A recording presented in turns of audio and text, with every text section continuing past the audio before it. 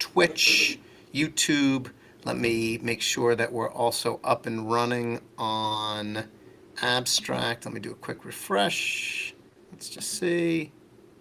Hold up. There we go. Okay, so we are good.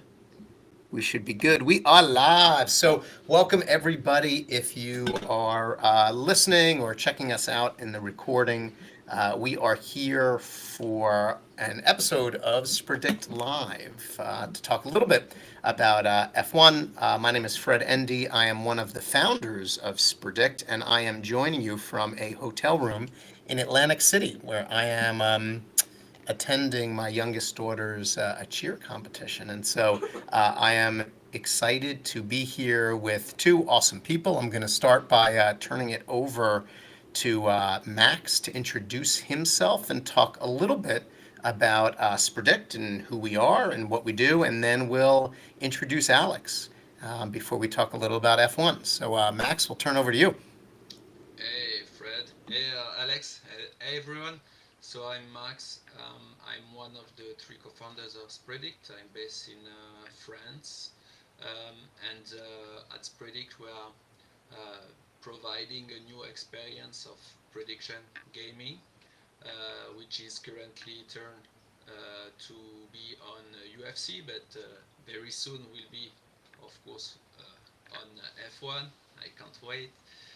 Basically, what we are doing is catching the emotion from sports, the fun from gaming, and mixing all over within the crypto and blockchain, which is secure and transparent. And the idea is to provide an experience which is turned onto having fun, predicting on a new way, and competing with your friends or within your families, thanks to three pillars. So the first one being that we are basing our prediction on up to three different game modes. So it's not just the usual team A or team B picking, but we are implementing some strategic elements to provide more fun and more competition among sports fans and people loving predictions. The second element is that we are providing two different categories of games in game modes in order that you can always play risk-free, financial risk-free, so you will be able to play free to earn. So currently we have our DApp live on the abstract testnet to be able to play the free to earn. And later on we will implement our predict to earn, which is a subscription tier based model, and on which you will be able to predict some money and compete against other sports fans around the world. And the last but not least element is that we are basing our premium model on subscription, which means you don't have to pay every time you will interact with our product, but rather than that, you will subscribe for a full month or even a full season access to our product for the prediction category you pay for, and you will be able to earn some reward on a monthly basis depending on your ranking in the leaderboard. So that's some elements which will be implemented in the coming weeks and months along with our building of the platform that we are doing step by step since October 2022. So yeah, happy It, to speak about it more and to speak about more F1 above all. it's crazy to think, though, that we have been working on this since, like, my goodness, almost 3 years, right? I mean, when you think about it, that's crazy, right? I mean, not uncommon, right? And Alex can share a little bit too about some of what he's been doing with Driven. But I think sometimes in the space we get so used to people thinking that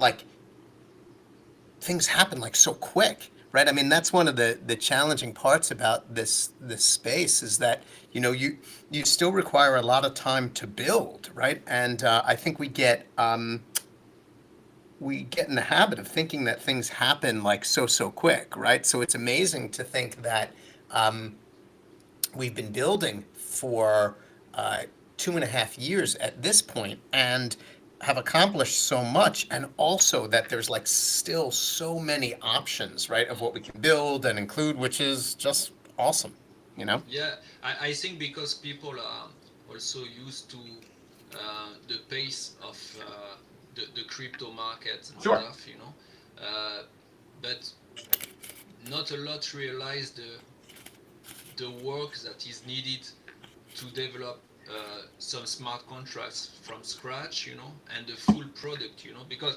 I mean it's easy to copy paste or to fork Uniswap or any other protocol which is existing and robust, and but you are not uh, bringing anything innovative or new or more fun into the game. You are just copy pasting something and trying um, to make money with a great marketing or because you have a great network and stuff, but when you are building something new and innovative like we are doing on Spredict and like Alex is doing with Driven Labo, it takes a long time or a lot of money to get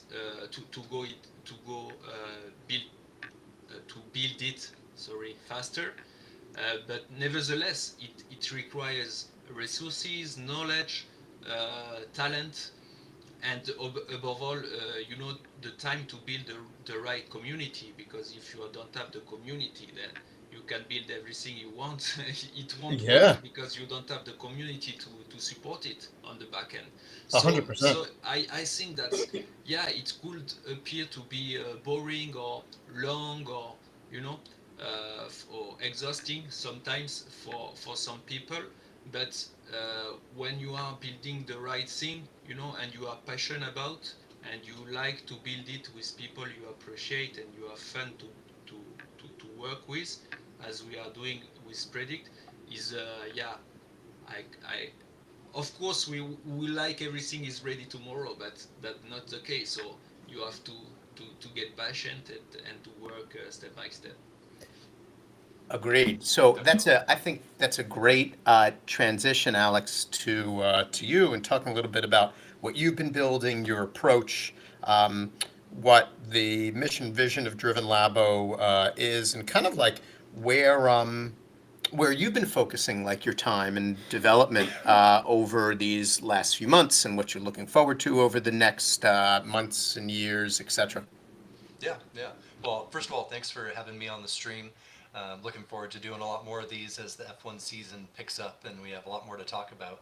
But yeah, I'm Alexander. I go by Rex online, so I'm fine with either, depending what you want to call me.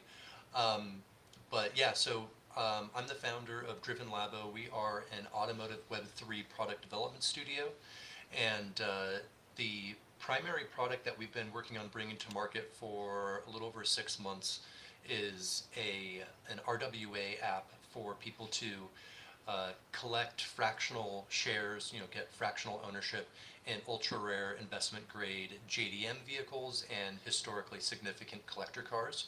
So basically trying to um, uh, make an illiquid market liquid.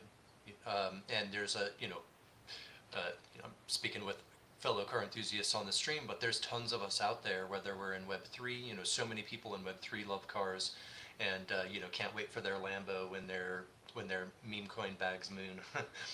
But that doesn't always work out. And then there's, the rest of us car guys who, can't necessarily afford to get our dream cars. I mean, my dream car is like $250,000. So that's not going to happen anytime soon. But you can join through Driven Vehicles, our app that we just launched in beta last week. Um, you can join a small and close-knit community of co-owners of a car, and that allows you not only to get exposure to the price appreciation of these cars, which have really good track record for continued price appreciation, even in poor markets, because they're so rare and so sought after. But you also work with your fellow owners to come up with new and creative ways to monetize the vehicles.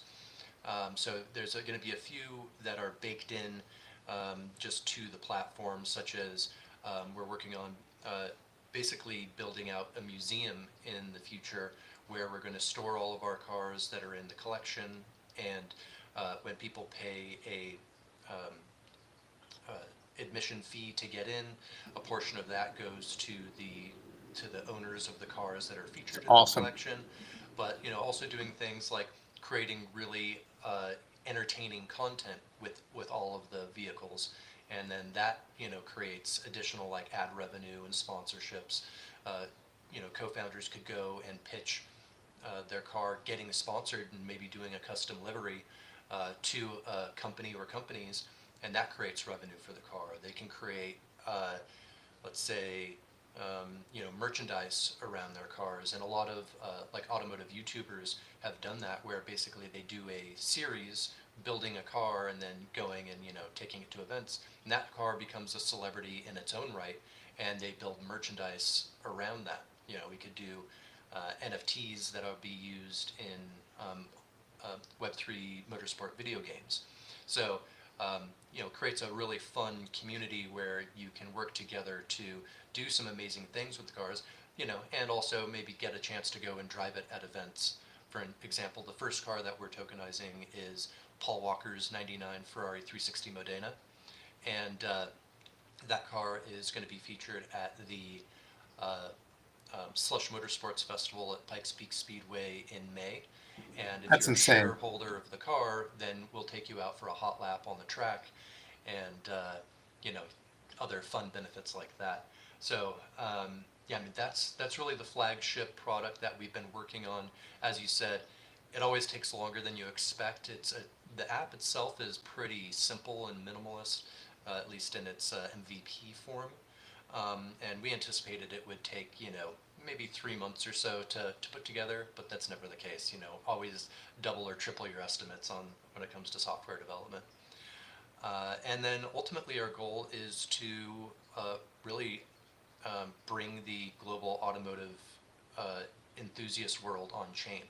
And that's through JDM cars, Japanese sports cars, that's through motorsports and Web3 video game partners, and really creating a hub where the car culture can come together and do fun things like hop on a stream and throw your predictions into Spredict for the upcoming F1 race, or like we're friends with the Racino team. We're going to be doing live streams of Racino as a community, things like that. So yeah, really just creating fun experiences, resources, and opportunities for automotive enthusiasts to maybe earn a little bit on their passion. So I'm so one, amazing, right? And I've got the DApp open now. And so for the talk me through a little bit of what I'm looking at for the marketplace, right? So soon I'll be able to purchase like portions of those vehicles that are on the marketplace. Correct. Yeah. So the way that works is in order to purchase the shares in app, you have to be part of our community. That means you have to hold at least one of our ecosystem tokens, which is fractions of a penny. So really just you need to be a member to get access to them, and then you'll be able to buy the shares when they go live. The way that works is there's actually kind of a hierarchy of who will get access to those first, because there's only 64 shares available for each car, and we did it that way so it becomes kind of prestigious to own a full share. And so if you, depending on how much of our ecosystem token you own, which is called Base Buster Coin, or Buster, BSTR, you'll get in earlier on the pre-sales of it. But the way that we're actually doing the Ferrari is slightly different because it's our first car. So right now we have a pre-sale live for the shares of that car through our Founders Club keys. So if you go to the app, which is app.drvnvhcls, like my hat says, .xyz, um, you log in, link your Coinbase Smart Wallet, and then you can go to the Buster Club page and purchase a Founders Club key NFTs. There's 3 different tiers of that, depending on how much you have to invest in becoming a member of the community. The base key is the steel key at 0.15 ETH. The carbon key is the center or the middle tier key at 0.375 ETH, and the top tier is the titanium key at 1.5 ETH. And not only does this get you an airdrop of the shares of the Ferrari once those are released, but also gets an airdrop of our ecosystem token Buster, recurring rewards of Buster through um, our tax mechanism on the token, and also a more of a senior level in our DAO where you'll get additional benefits and It's amazing. and roles. Awesome. Yeah, and of course we're also throwing in some fun things like digital merch as a bonus. So depending on which tier you get, you'll get hooked up with some limited edition um, merchandise that is, I guess, has provable authenticity with an NFT that comes along with it. So really trying to pack in as much value as we can in the pre-sale of the Ferrari, and onboard our biggest fans first, the people that'll help bring this to the masses. I So love it. I yeah, love it.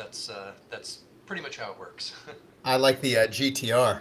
I'm checking that out as we're talking. I'll tell Yeah, you what, it's a that's hot looking car. that's my dream car right there. That was the one I was telling you that you know low end it's like 175 to 200,000.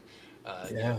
The actual value of that thing's probably closer to 250, and yeah, that's the second car we'd like to try and get in our collection. Awesome.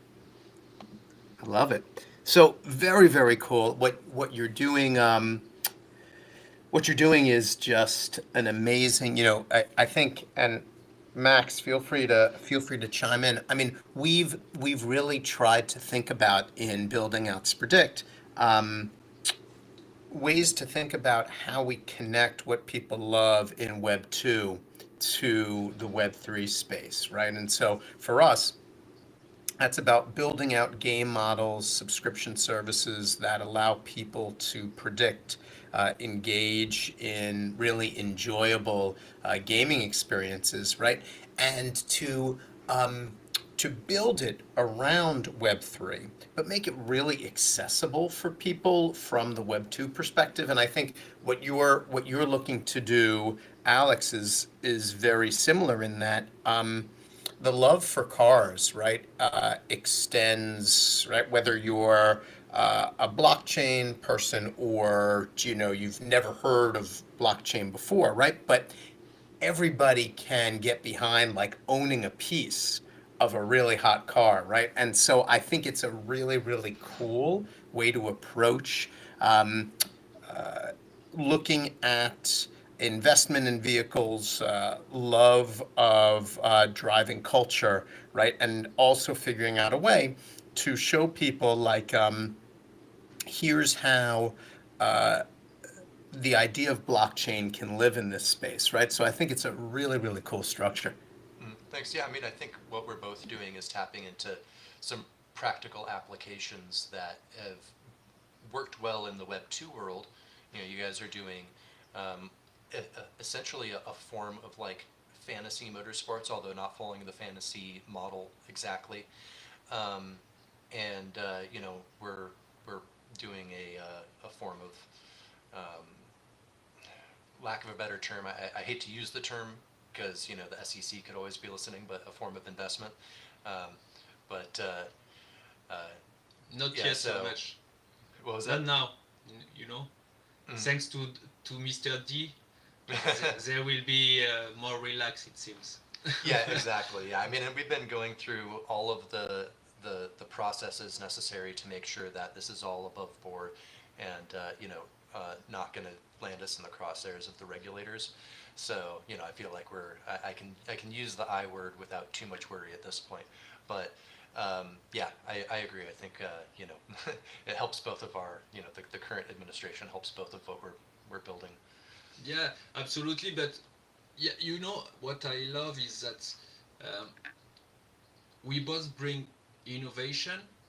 Uh, you in Driven Labo through RWA, which at first glance for a normie could be like Chinese when you say Mhm. read word asset, okay, yeah, what tokenizing this means and so on and so forth, but you are providing a product through your DApp which is pretty simple to use and straightforward, and that's a fan of motorsport and someone who loves cars but doesn't know shit about blockchain and crypto Mhm. can understand very quickly and then get interested to learn more about crypto because he start to understand why you build it on Web 3 rather than Web 2, etc., etc. And that's exactly the same mindset we have, and that's why we have chosen Abstract to develop our solution, because it's really frictionless and straightforward for someone totally normie with crypto to get his Abstract Global Wallet done. So it's wallet you just have to connect and to log in via your Gmail address, for example, and in a matter of seconds you have your wallet created, and then you connect our app, and you can connect your wallet freshly done, and you can play straight away on our free to earn model. And that's why it's important, because we are targeting sports fans rather than gamblers. And we are bringing them a fun and new experience, in order that even if you never use gambling or sports betting website before, you will be enjoying the experience, because you know it already, because you try during the last F1 season. But the way we use Clash of Champions as game one for our DApp is like choosing per team one driver you think will beat his teammate at the end of the GPs. So you have like 10 picks to do in one transaction. So that's bring you a lot of fun, because for example, I know you like Max Verstappen. I can't bear this guy, but that that's another story. But that's all the thing, you can play to our product and trash talk with your friends and enjoy a beer and say, oh look, we gonna predict on the Spredict app, and have a lot of fun doing so, and then yelling each other because at the end of the GP, because I won over you because Max Verstappen didn't finish and made a DNF. Yeah, it's not happening quite often, I Yeah, reckon, but that's the only way he usually doesn't win, as the yeah, yeah. DNF. The, Hopefully this season will be different. This I will ah, think I be think it will. it will be closer. I hope for more competition among teams. Mhm. I I have to just jump in real quick with a connection to what you were saying, Max, in that, so this morning, at least for me, we did a stream for UFC 313, right? And one, it's just fun to chat and connect with people, right, and hear what people think about, in that case, the fighters that they're backing. But one of the most fun things for me is after the event's over, right? Like poking at people, right? Particularly if they didn't pick well. And for me, this is a bit of a risky one because I am pretty much at odds with everybody else who picked. So either I'm going to have like an amazing result, or I'm going to crash out and you won't see me for a while. I'm going to be like hidden, right? Because I won't want people to poke fun at me. But that is one of the things I love most about predictions and gaming in general. It's the interaction that takes place and that happens, right? And that's why too, when Max had the idea a couple years ago, and when he reached out to me and Johan and some other people about helping put it together, I was like, yeah, because I mean, I think of my own love of sports.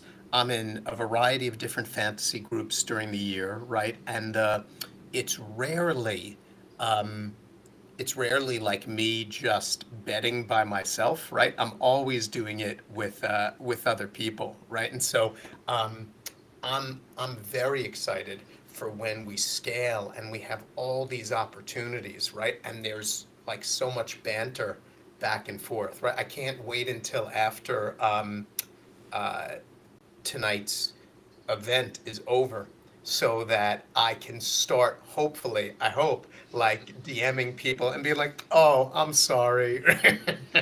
Right? Rubbing And being, their noses in right. it. I'm going to turn off, I won't accept DMs from anybody if, if I don't do well.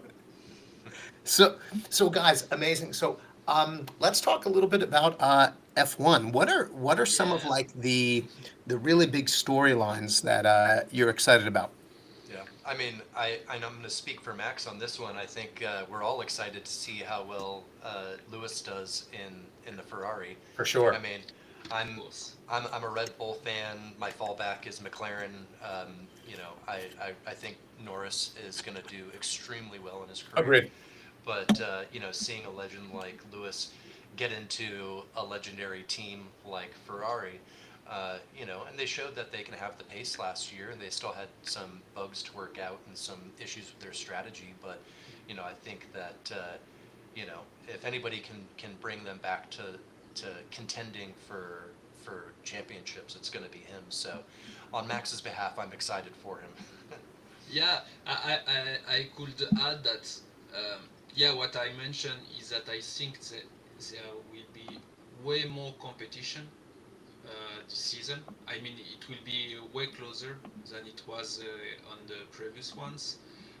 I think and I hope that Piastri Mm. will level up, because I found that he is like too kind, too respectful of the rules. I mean, he will be a bit more like Lewis, for example, Max, or Alonso. You know, sometimes getting a hard head and go D- because he was even too much team player. I Don't think, and don't you feel though, just to interrupt Max, don't you feel yeah. like that's a good thing for a team though, right? Like, don't you think there's value to one person really playing by the rules while another person pushes the limits a little bit? Or I do you think that's do the you role of the junior driver is they should be the team player, and I mean obviously they're gonna try and win, of course, but Sure. like I think the junior drivers need to kind of pay their dues and help support the senior driver in most cases. But I do agree that Piastri, he's how do I say? Like too nice? Yeah, he might be a little too nice. He doesn't have the same like fire in him that a lot of other Hmm. drivers have, but he has the skill, Oh most yeah. most definitely. To be honest, And for me, sorry, but to be honest, for me, he's the most skilled with Max. He's just after Really? Max in terms of skills. I think he's No above kidding. just Lando. doesn't have the You know, experience. yeah, he just lack a bit of experience. But I think in 1 or 2 seasons, Wow. he could be champion. I Mhm. think Hmm. it could be champion. Yeah, Not this absolutely. one, but in 2026 or 2027, Mhm. this can be these years. Sorry, I interrupt you, Alex. Oh no, no worries. Yeah, no, I mean I agree. I think he's got what it takes. I think he just needs to learn how to play the game a little bit more. And honestly, I mean a lot of people like uh, hate on Red Bull for what I'm about to say, but it's one of the reasons I like them is they're always finding where the rules where that line for the rules blurs, because like you've got to play the game. You gotta push push the boundaries, and I don't fault them when they uh, push a little bit past where the rules are, and then they get their hands slapped for it. A lot of teams do it. Ferrari did it. You know what I'm saying? Um, and that's kind of what adds that element of drama to the sport. I mean, if everybody's just playing by the rules and never pushing the boundaries of like what can we get away with, then it wouldn't be as interesting. Yeah, but talking about drama, what the fuck with what the fuck with their new rule to forbid Booing. any swearing and stuff. I mean, You okay, would have been kicked out just now, Max. Yeah. thanks, Mr. Ben Sulan. But I mean, okay, during interviews, during the Sure. press conference, okay, you don't have to. Okay, it's normal because you are like a businessman being interviewed and stuff. You can't say anything swearing and stuff.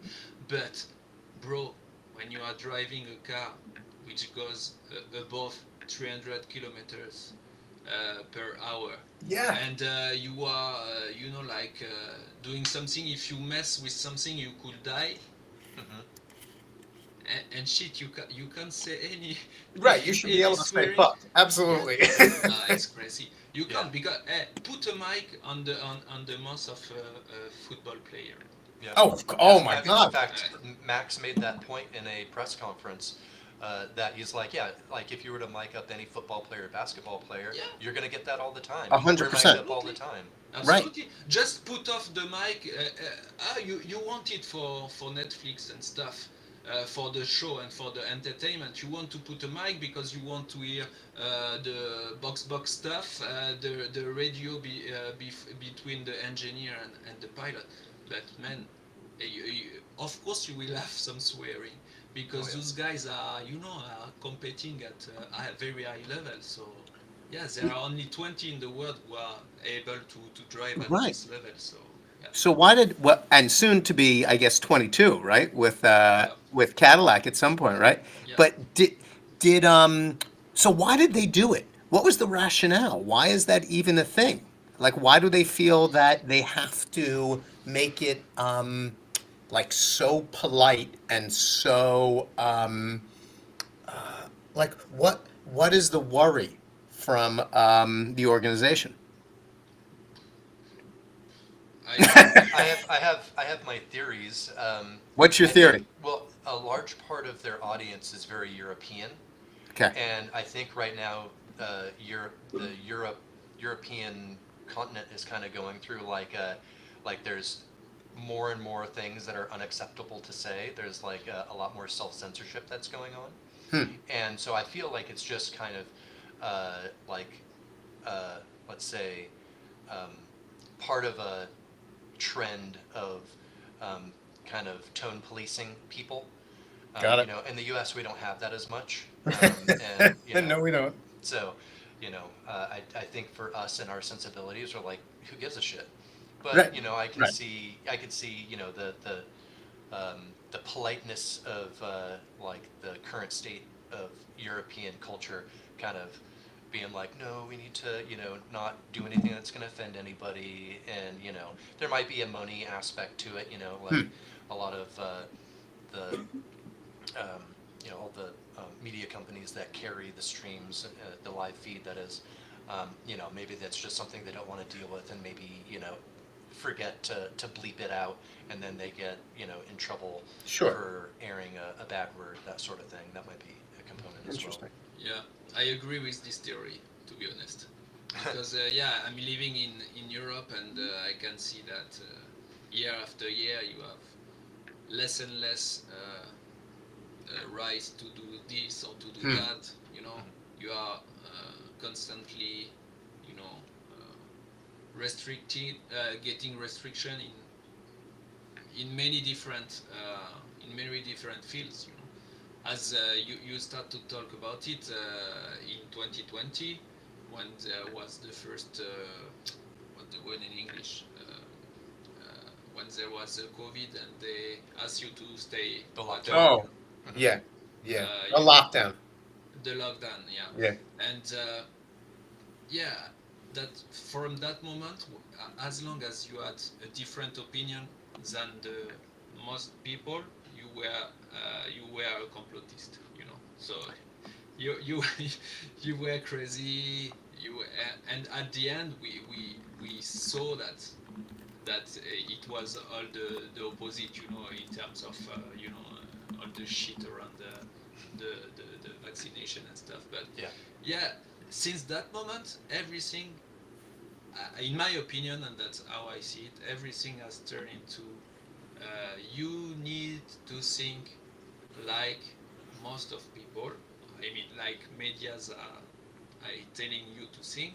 Otherwise, you are not a good people. Yep. So, do both of you think that this will become um, kind of like something that disappears soon? Like there will be pushback to it, and the response will be negative enough for it to no longer be a policy? Or do you think that the organization's really going to hold people accountable for it? I mean, I think that there will be so many infractions that if they try to uphold this, Yeah, it's going to be impossible, and there's yeah, going to reach a point where it's like every driver has paid tons in penalties that they're just like, no, this is absurd. I mean, like they're going to have to basically cut Yuki Tsunoda's mic yeah. permanently. I was thinking about him, to Exactly. be Right. honest. You'll never hear him on radio. Every other word out of his mouth is a swear word. So I mean, Or, what are they or, going to do? or one thing could happen, and I What's tell you that? what, that drivers are swearing in their native language. You know, you Yeah. know, like, okay, you I love that. you want to find me because I said fuck. Right? We say merde, Yeah. Hmm. Right. but so only French people and French speaking people will understand and will have a good laugh, because I think it was like in 2020 or 2021, Charles Leclerc did a great one. He'd say, "Oh, la putain de sa mère." It's "Oh, son of the bitch." It's kind of like this, but he said it in French because he was, I think, so stressed that he spoke in French, he swore in French, instead of swearing in English, Yeah. But yeah, I think, yeah, as you said, Alex, I think that they will uh, they will notice at some point that there is too many fines, there Yeah. is too many infractions, that it doesn't make any sense, because yeah, they are humans, humans very stressed, Yeah. So uh, much adrenaline pumping so through much you, Totally. adrenaline. driving at the edge of control at like 200 miles an hour. There's no way you're Absolutely. not going to let that slip. Absolutely. It's like, yeah, a football player which insult the referee, I mean, sometimes the referee is going and giving a red card because, yeah, it's going too far. But most of the times, the referee just make, just just not make an just uh, Like what's the word? a comment to where Yeah, yeah, a yeah. comment, but next time you will get a Oh, red card. So yes. Like yeah, yeah. yeah, the, it's not directly red card. I mean, so I think that they will realize that this rule is completely yeah, uh, dumb. So, maybe talking a little bit about some things we've seen so far. What did you both think about the liveries? What was anything stand out to you, or things that were were surprising? My God, the Ferrari one. Oh my God, so ugly, so ugly. I mean, I The don't white know stripe how. on the Ferrari, is that what you're talking about? Yeah, the strip and the blue logo of HP. I don't know how much they paid Ferrari Oh, Probably a to has to lot. be a get ton. this fucking ugly blue on the. I mean, you put the strip yellow and you put the HP logo either black or white. Hmm. It Yeah. changes everything. So, But but as somebody who's been in branding for a very long time, a lot of companies have branding guidelines of colors that they have to have the logo in, and they can't actually have, like, let's say you make it in black or white, it can't be on yellow because it has to be on the the brand's color, blue. So I wouldn't be surprised if that white stripe was simply to accommodate HP's brand guidelines. Yeah, I think so. I, To be honest, I would have been on top of Ferrari. I would say, fuck you, HP, go out. Like I your, take another your color sponsor. I doesn't don't match give a our shit. brand. Sorry. I mean, yeah, it's so too ugly. I I think Alpines is really really fascinating. The Yeah, pink the and the pink blue, one. right? Mm. How uh like out there the pink is, the level of pink on the car, and then also I guess it was is it Raging Bulls. yeah Yeah, that one yeah actually They turned are, out they really are good. the one who were taken the most risk in their livery. To be Hmm. honest, it's the most changing in terms of design. yeah If you compare to last year, and it's yeah, it's like yeah, there are nice colors, nice sizes yeah of design and stuff. No, no, it's really great, and Yeah, I I think. like also very much the green of Kicksober. You know. yes, me too. I think it's Yeah, awesome what they did with yeah. the black and green and how it Mm. there's like a fade Hmm. as you go beyond where the driver sits, right? Like as the green goes to the black. I Hmm. think it's awesome. Yeah, yeah, I think it looks pretty good. I still, every time I see the Kicksauber car with that color green, I think of the RC car from Toy Story. They Oh, put Oh the yeah, like the yes. googly eyes on it. You know what I'm talking Yes. about? yeah. But it's not bad looking. That's just what I think of when I see it. But I think like blanking on the name because they Raging change it so Bulls. many times. Raging Bulls. I wanted to call it V-Carb. Yeah, the Raging Bulls one is probably the best looking livery of the bunch. Agreed. The the pink, I've never been a fan of the bubblegum pink on Alpine, but it kind of works with this new kind of deeper blue Hmm. that they've got. I think the main one I'm just waiting for is I want to see Mercedes go back to the silver arrows. The black just doesn't do it for me. I Mm, Yeah. want to see their silver come back. Mm. yeah. Yeah, I I agree. I'm kind of bored by the Mercedes look. Like Hmm. it doesn't do anything for me. It doesn't nothing stands out when I look at it. I mean, even Williams, right, with the blue, there's something that I like about that, even though it doesn't feel incredibly expressive, I still like it more than I like Mercedes. Hmm. Yep, yep, I agree. Mercedes, they've just they've been lagging in a number of departments, unfortunately, the last few years, which is probably uh, why Lewis decided to sign off. Yeah, but to be honest, I can't wait because many people are saying, yeah, Lewis is going to Ferrari, so it will be great. But I think the most important is that first there will be a great pair with Leclerc because Hmm. he knows that he will be number two.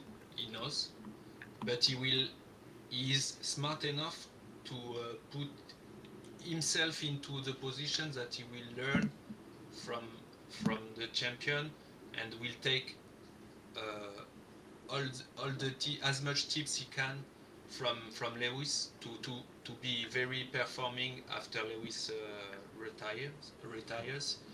And the second aspect is crucial in my opinion is that is Fred Vasseur is the manager, Yeah. and Fred Vasseur has been the one who started with Lewis. I mean, when Lewis started F1, it was with Fred Vasseur. So Mm. this guy, knowing Lewis the best he can, it has nothing to do in terms of management aspect like Toto was doing at Mercedes, and I'm sure that it it will be the perfect combo. At least if Lewis becomes eighth time world champion, uh, he, he couldn't be in the best position that he will be this season, I think. Mm. So Hmm. if the car is performing well, he can be champion. Yeah. But it will be very very competitive, I think. But Yeah. he could be champion either this season or maybe 26, because I heard from sure newspapers and that Mercedes, I think, and Ferrari has a lot of have a good level of progression into their new engine Mm. for 2026 for the new regulation. So Yeah. yeah, we will see. But that's, I think, a very important point. Hmm. So we've got about 10 minutes or so left. I wonder if we can do a quick look ahead to the first Prix, right, in Melbourne. Um, what when now I am less initiated than the two of you, but that the Melbourne GP is always the initial GP, right? Does it always start in Australia? No, it does not. Mm-mm. Okay. No. So what was the first one last year? Do you remember? Wasn't it? S- s- It was in the s- Middle East. K- It was Oh, Saudi yeah, Arabia. Saudi. Okay. All right. So Sakir or something like this. No, okay. I don't remember. But So yeah, yeah. usually it changes every year. It Okay. changes. Yeah. So then, what do the two of you like or not like about this track? It's been a bit since. I mean, obviously, it's been almost a year since I've seen a race on that track. So I'm trying to remember some of the key Here, components of it. I can pull it up too. I mean, if it would be helpful. It has some sand or something like this, no? Yeah, there. I think that there is something particular with that race which really um, downgrade the tires, you know. So I think, if I remember well, that yeah, there is yeah, like Yeah, yeah. I know I it's don't. usually pretty hot too, so Mm. probably gonna have to deal with tire degradation to a degree. I think in the scope of all of the tracks, it's not one of the highest speed tracks, but it's also not one of the slower tracks. It's kind of in the middle. Okay. Um, so I think really it's going to be, it might be tricky because, you know, with the um, new configurations on the cars, they're going to have to really set it up for balance on that track. You can't just throw, you know, max downforce for the corners, but you also can't, you know, make it all top speed. So I think this is going to be one where the teams are really going to have to think about uh, creating the most balanced cars possible. I'm just looking now. So, um, first race in 1996, right? Let's say 58 laps, 16 turns. I'm just saying, and lap record was 1 minute 24 back in 2004. By Okay. Schumacher. Yeah, interesting. Yeah, that is Okay. interesting. It's funny. I just had a conversation with my friend last week about like he was thinking that the current cars are the fastest generation of cars ever made. I'm like, that's not true. Like, Hmm. they're actually, you know, consistently faster in the early 2000s. They just started becoming bigger and more safe. And, you know, but I think if you were to put, you know, maybe one of like the V10 or V12 era uh, F1 cars against the modern era of cars, same driver, you probably get a faster lap in the older cars. Yeah, I agree. Hmm. And so, are there any things going into the first GP that you're both looking for? Obviously, I think I heard you both say, and I would agree, that there's the potential for an even more competitive season than we saw And last year was great to see some additional competition, but certainly then we saw the last few years, right? So I think I heard you both thinking that way. But anything that you're going to be looking for in the first race? The rookies, I was Okay. thinking the same thing. Yeah. a ton of rookies. This Mhm. year there are a ton of rookies. How When many? you look at it, I think there's there is four Duan, rookies. Lawson because Lawson has made some, but he's rookies. Mhm. Berman, Behrman. Duhan and Antonelli. Bartoletto. Um, Is Colapinto a rookie? I don't think he has a seat this year. Oh, he Colapinto doesn't he have a seat? doesn't have Okay. as a seat, no. Okay. Yeah. It's Kimi Antonelli and Mercedes. Kimi Antonelli, so Mhm. that's 5. Okay. Oh, five. Okay. I was thinking it was 4. Yeah, I think that'll be one of the more interesting things to watch. I mean, we've seen quite a bit from Liam Lawson already, and he's proven that he's a really solid driver. And I'm curious to see how well he does behind the wheel of a Red Bull. So, he may be one to watch. Maybe we'll see some good battles with him and um, oh my God, what am I forgetting? Piastri. Mm. Because I think Lawson could be like following in Piastri's footsteps potentially, and could be on par. We'll see. Um, and then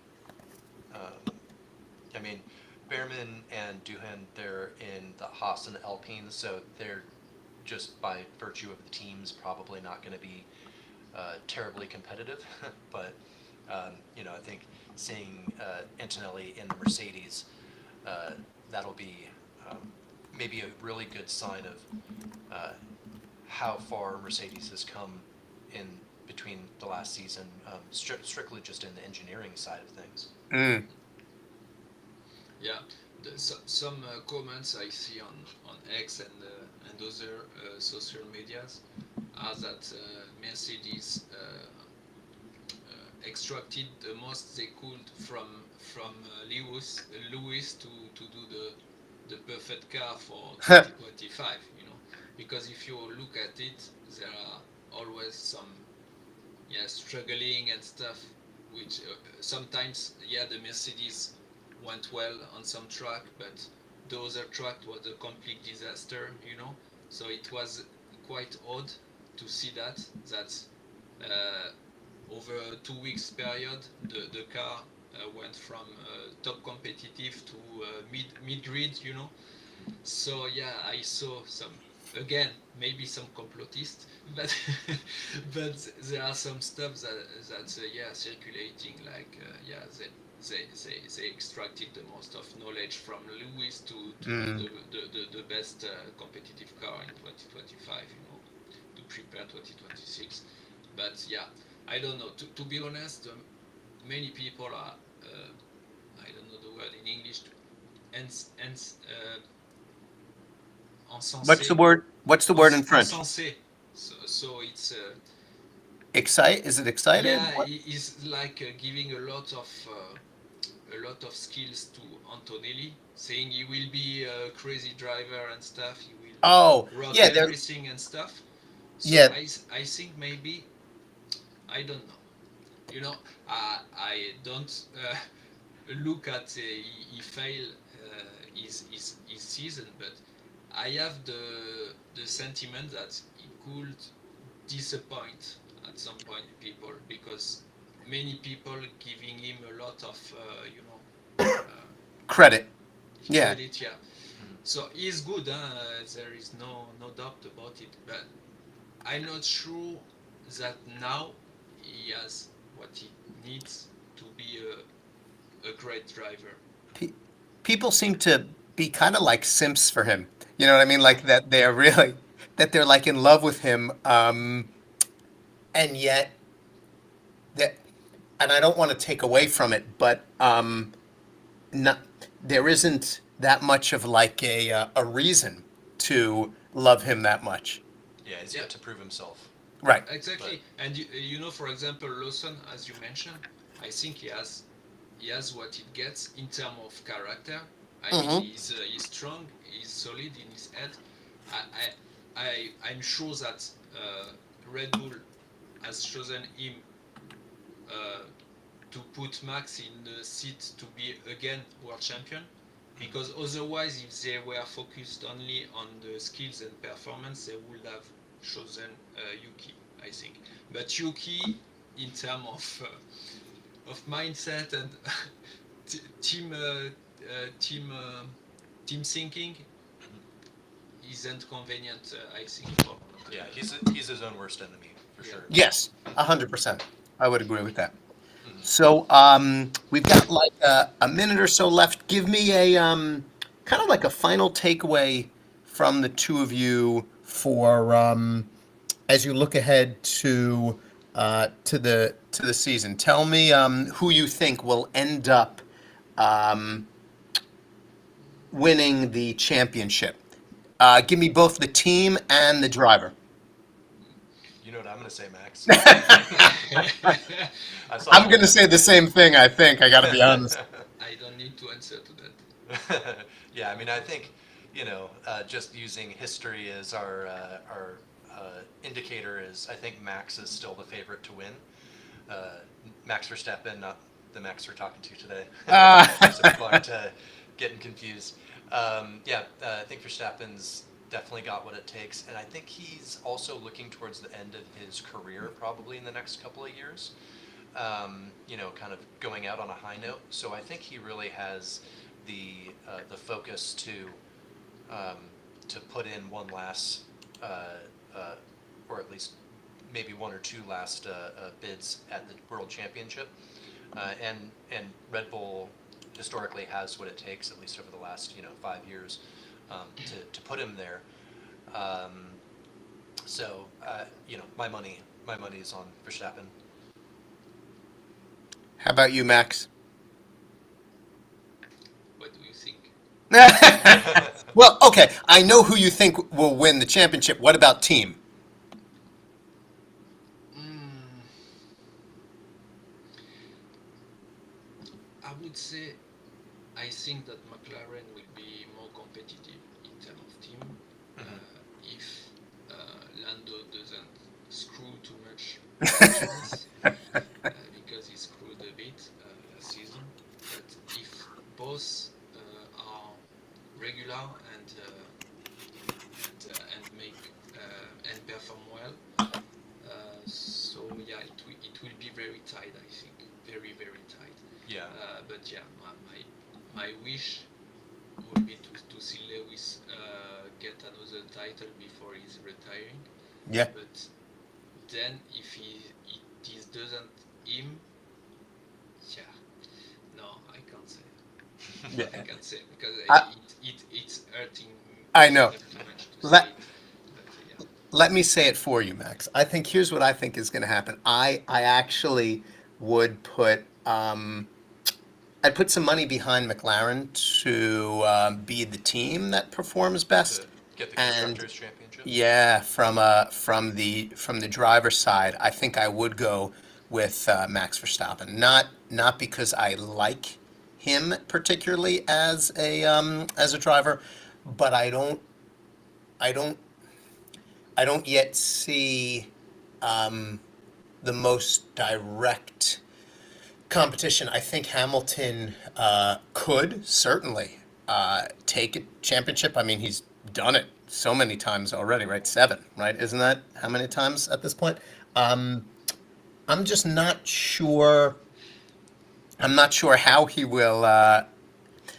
I think everything that's been said is that the Ferrari team up has been perfect, and I know every comment I've read from him has been about like what a dream it's been so far. I I guess maybe I'll change my tune depending on how the first races go, but I think it's hard when you make Yeah. any type of change or switch. And I do as much as I think Norris can be an excellent competitor, I do think he has a habit of doing some stupid shit, right, from time to time, right? And so I just don't. I still think there is a large enough gap between Verstappen and the most skilled of the other drivers, where I think I'd be willing to bet on other teams taking the Constructors' Championship, but the driver side being the same. Yeah. One thing I think we can definitely all agree on is I don't think this year is going to be anything like 2023, where it was just Max shutting everybody out all Right. the time. Which, Correct. even as a Max fan, I thought that was a really boring season. So, Right. I think that we'll probably see a lot more competition, and there's too many unknowns on what's going to happen with Lewis. All the pieces are there for it to be really strong, but we won't know until we're a few races in just what that new partnership looks like. Great. So, gentlemen, thank you. Appreciate the time and the opportunity to chat about the work that we're all doing, and to give a look ahead to next week's start. It's going to be awesome. It'll be fantastic to have F1 running again. And obviously, we'll be looking to hold more of these moving forward.